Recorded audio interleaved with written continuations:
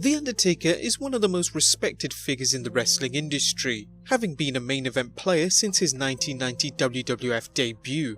Along the way, he's made some friends as well as a few enemies.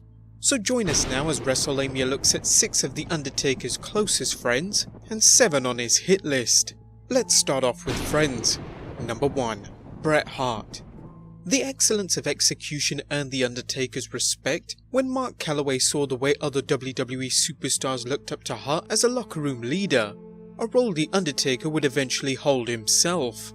The Hitman and the Deadman travelled together during their time in the company, and their friendship grew over the years, so much so that The Undertaker called out Vince McMahon after 1997's Montreal Screwjob and demanded that the WWF owner speak with Bret Hart face to face. In a 2017 interview, Hart recalled what happened next. "I punched out Vince McMahon in the locker room, but the only reason Vince was in the locker room was because of The Undertaker. Undertaker pounded on Vince's door after the screw job. He said, 'Get your ass down to that dressing room and explain yourself.' And Vince wouldn't have listened to anybody else." In his memoir Hitman, Bret Hart recalls how he was the first WWF wrestler to face The Undertaker, and from there, they shared their mutual devotion to the wrestling business. After leaving the WWF, Hart felt he passed the baton on to The Undertaker, recalling, "I wrote Taker a letter when I left. You have to be the voice of the dressing room and the leader now that I'm gone. I always felt that I was the leader of the dressing room and looked after everything. If guys had a problem, they could come to me and I'd go to Vince and say, 'This guy has a problem, maybe you can help him.' Then Taker stepped in and became that guy. A lot of times he had to straighten out guys like Shawn Michaels and stand up for other wrestlers. Undertaker was always a force in the dressing room." Number 2. YOKOZUNA.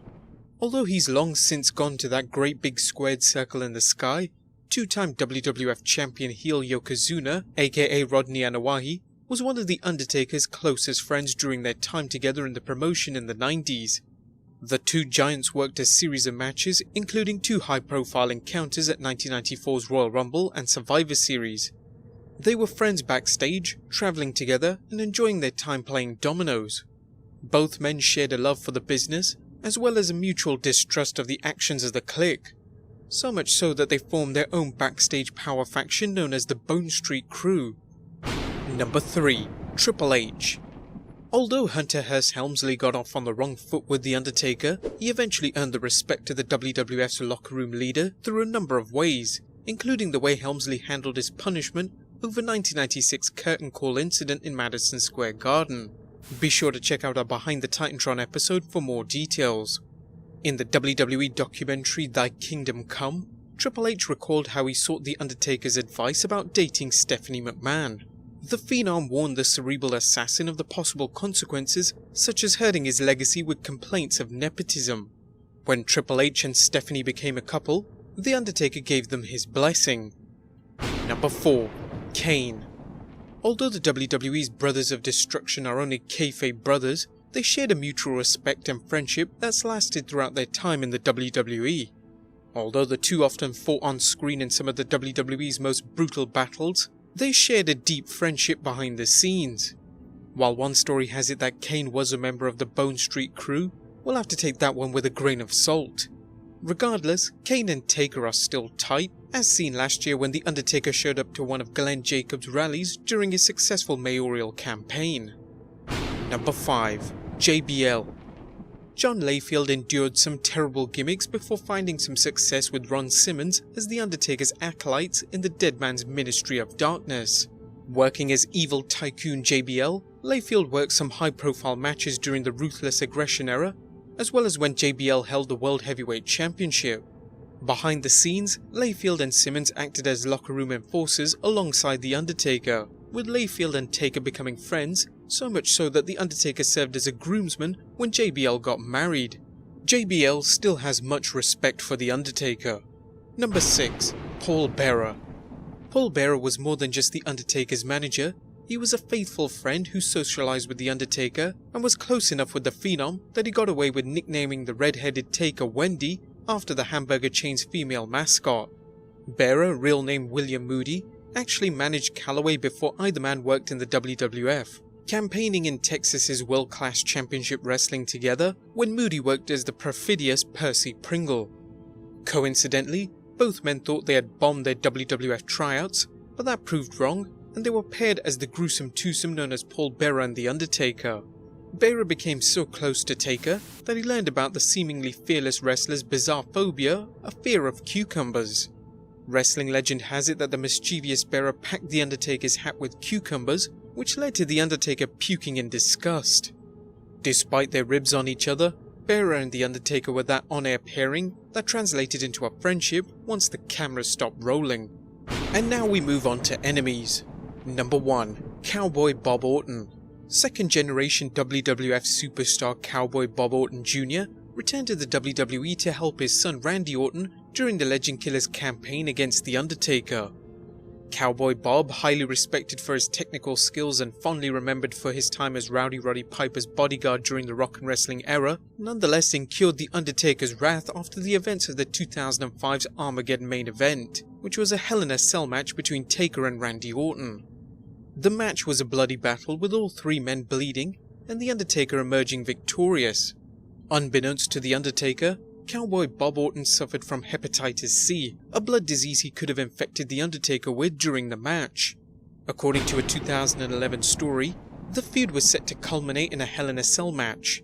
In the weeks before the match, Bob tested positive for hepatitis C, a blood-borne liver illness. He explained that he tested positive as a teenager, never developed any symptoms, and pretty much forgot about it that day.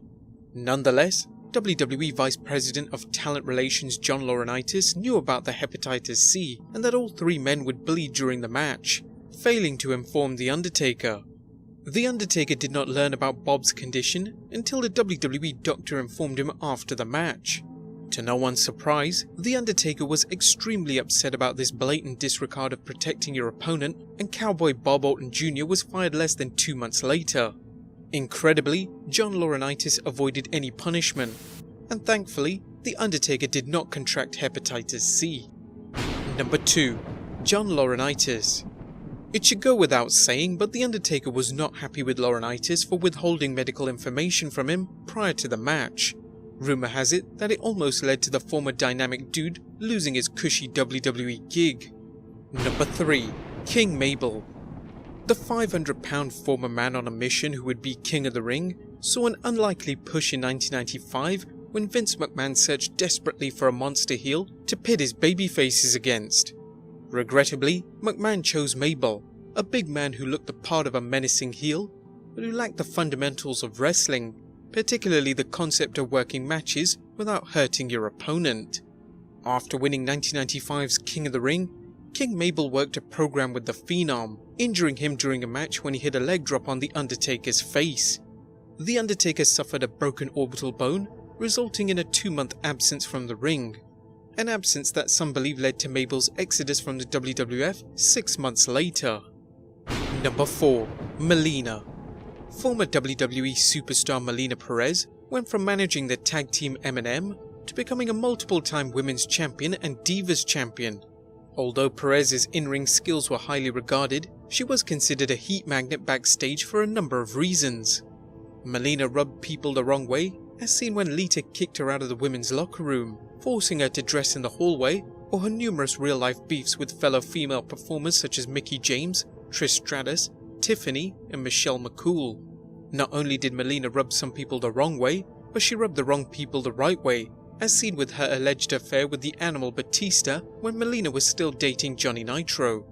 Ultimately, Melina's shenanigans led to her being brought before Wrestlers Court, with The Undertaker presiding as judge. Little is known about why Melina was brought to Wrestlers Court, but it is known that The Undertaker brought her to tears and reportedly had no use for her in the company due to her behaviour. Number 5. CM Punk. It seems as if The Undertaker has several reasons to be unhappy with CM Punk. According to Bruce Pritchard, The Undertaker did not support the decision to put the World Heavyweight Championship on the Straight Edge Superstar in 2009. During a European tour, Punk upset The Undertaker after Taker reportedly suggested he dress better as he was now World Champion. According to one story, Punk then asked about John Cena's attire, with The Undertaker and others in the WWE locker room thinking Punk saw him at the same level as Cena. Punk dropped the World Heavyweight Championship sometime later, and there were rumours The Undertaker may have suggested the loss as punishment for Punk's ego. Punk's attitude seems to have irked The Undertaker, particularly when Punk faced the Dead Man at WrestleMania 29 and made it known he much preferred working the main event at the Showcase of the Immortals. While this is only speculation, it seems likely Punk walking out on the WWE angered The Undertaker, as he's known for his loyalty to the WWE. Number 6. Vince Russo. Former WCW World Heavyweight Champion Vince Russo is best known as the man whose writing helped the WWF overtake WCW by ushering in the Attitude Era, and who then helped put WCW out of business when he jumped ship to the WWF's arch-enemy. During his time in the WWF, Russo was involved in some of the most exciting storylines at the time, but he was unaware that his work had brought backstage heat from The Undertaker. During an episode of his Nuclear Heat podcast, Russo discussed his exit from the WWF, the discovery that The Undertaker had heat with him because Russo put him into high-impact matches when Taker was working hurt. I found out through Terry Taylor that I had a little bit of heat with Taker. Terry said to me, he told me he always asked him to work when he was hurt. You used to expect him to work when he was hurt. That really hurt me. I respected The Undertaker more than anyone else. I would never in my wildest dreams ask somebody to work a match if they were hurt. I said, with all due respect, Taker never told me he was hurt. Despite the heat, Russo praised The Undertaker during the podcast, saying, I never saw Taker get mad, lose his temper, act unprofessional, or allow himself to show his emotions. I'm sure he did in closed-doors meetings with Vince McMahon and the members of the roster. He led by example. And number 7. All of WCW. Longtime fans will recall Mark Calloway's troubled run in WCW, with the promotion failing to properly utilize his talents and Booker Ole Anderson telling him he had no future in the business. That alone might explain Taker's white-hot hatred for Ted Turner's Atlanta-based promotion, but things jumped to the next level when WCW aggressively aimed at putting the WWF out of business. Wrestling lore has it that The Undertaker hated WCW and anyone working for the company at the time. And that's a mighty big list in retrospect, and it may explain why The Undertaker turned down an offer to go there in 2000, although that story remains up for debate. Well guys, there you have it, 6 wrestlers The Undertaker is friends with, and 7 members on his hit list. Did any of these surprise you? Be sure to leave your comments down below, subscribe if you haven't already, and I'll see you next time with some more wrestling content.